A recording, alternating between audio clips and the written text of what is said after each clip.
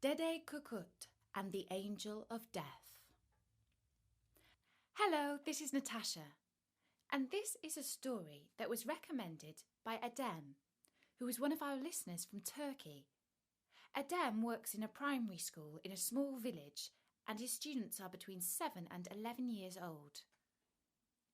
They like to listen to stories from other cultures, and Adem also thought it would be nice if everyone else could hear a story from Turkey. It's a traditional tale, and it has a slightly scary title. It's called Dede Korkut and the Angel of Death.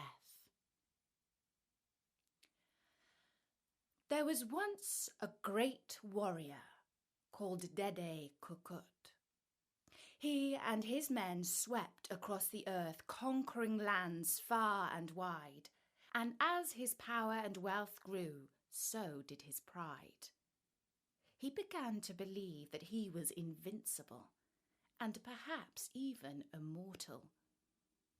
After one particularly great victory in battle, he held a feast in his palace for 7 days and 7 nights on end, and on the 7th night he called for the music and dancing to cease, and he made the following speech.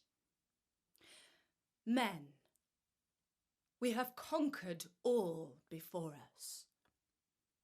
There is no force on earth that can hold us back. We are the greatest army that has ever lived and fought. I challenge all creation to stand and fight us, and still we shall prevail, so long as I, Dede Korkut, am your leader. And when the leader had finished speaking, there was cheering and uproar throughout the palace, and the celebrations continued among great merriment and rejoicing. But God was also listening to the proud speech of Dede Korkut, and he was displeased at his arrogance and boasting. And so God ordered Azrael, his angel of death, to visit Dede Korkut and to take his soul. Azrael flew into the palace and stood on the table where Dede Korkut was feasting. The leader looked up at the intruder and said, "Dark warrior, why do you stand before me so insolently?" And Azrael replied, "I am not one to answer for the likes of you, for I am to punish your arrogance and boasting." Dede Korkut was far from used to hearing such defiance and rude words directed at him. He was filled with rage and jumped up onto the table, meaning to cut off the head of the dark stranger. But before he could do so, Azrael changed into the form of a bird and flew out of the window. Dede Korkut rushed to the stables and ordered his horse to be saddled immediately. Soon he was charging out of the palace in pursuit of the angel. First, he saw him in the moonlight, standing on the highest tower of the palace. Then he saw him take off with a wingspan greater than any bird he had ever seen before. He charged after him, flying arrows and hurling javelins into the sky, but none of them came near the dark bird. He pursued him out of the city and into the forest. Deeper and deeper into the forest he went, following the terrible screeches and cries of the bird, when suddenly the angel appeared before him. "At last you are mine," Dede Korkut said, meaning to run him through with his lance. "No, you are mine," said the figure before him, "for I am Azrael, the angel of death, and I have come for your soul. You boasted that you were immortal and invincible. Now the moment of your death has come, O arrogant one." At these words, Dede Korkut threw himself on the ground before the angel and said, "Now that I look death in the face, I understand the arrogance of my life. But I beseech you, kind angel, spare me. Give back to me the remaining years of my youth and strength, and I swear through my words and my deeds I will prove that I have learnt my lesson." And the angel replied, "I am not to decide such things. I am but a messenger from the Almighty." And Dede Korkut cried out, "Then get out of my way and stop wasting my time." And he fell on the ground again and prayed to God. "Forgive my boasting, O Lord of all creation, and give me another chance." And God heard his words and was pleased. And he ordered the angel to spare Dede Korkut his life, on condition that he could find another who was ready of his own free will to give up his own life for that of Dede Korkut.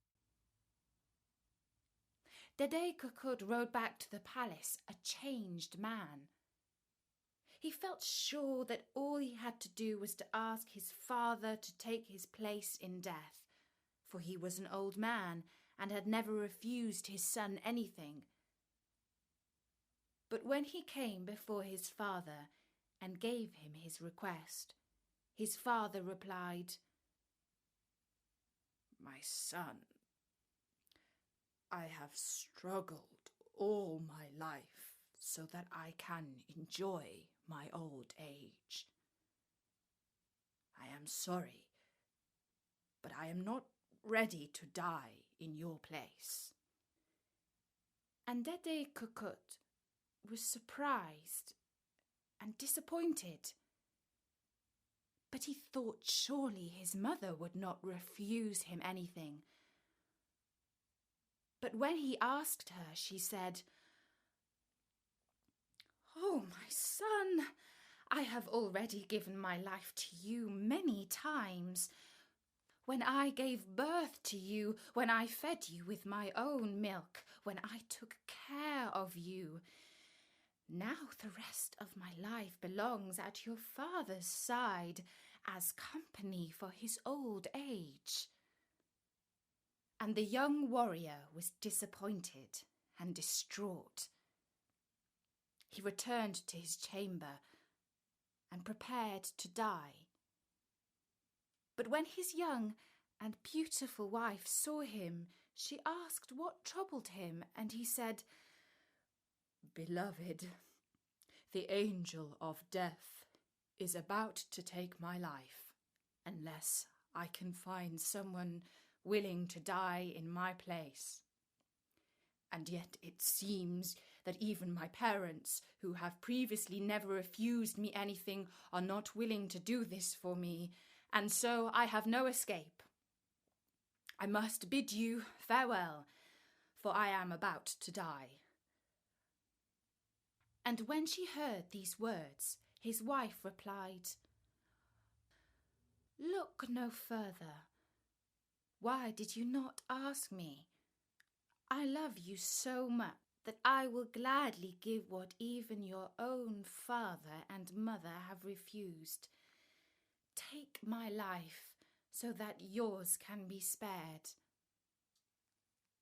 And when the warrior heard these words of true and unblenching love, tears came to his eyes.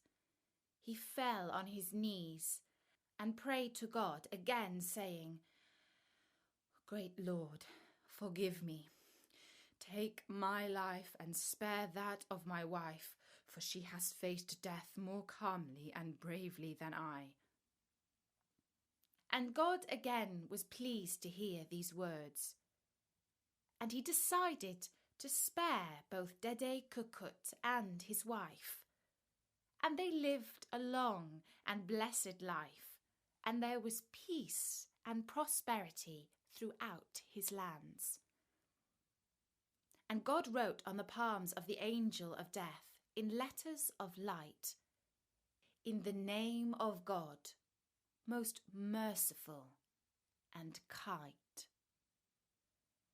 And he ordered the angel that whenever he must take the soul of one of the faithful, he must show to him those letters, so that his soul might come out of his body and return to its maker, like light returning to its source.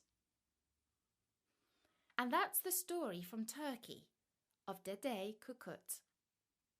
Bertie would like to thank Adem for sending it in to us. And we hope that he and the children in his school continue to enjoy our stories from all over the world. So for now, from me, Natasha, and everyone at storynori.com, bye-bye!